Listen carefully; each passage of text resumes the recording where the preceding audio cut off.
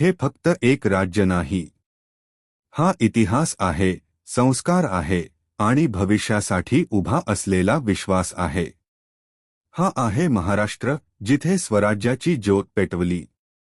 छत्रपती शिवाजी महाराजांनी शौर्य, नीती आणि नेतृत्वाचा आदर्श दिला आणि संपूर्ण देशाला उभं राहायचं बळ दिलं. तिथे मराठी माणूस घाम गाळतो.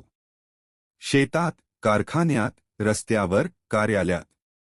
कष्ट हेच त्याचं भांडवल आणि मेहनत हीच त्याची ओळख. तिथली महिला केवळ साथ देत नाही, ती नेतृत्व करते, दिशा देते, इतिहास घडवते.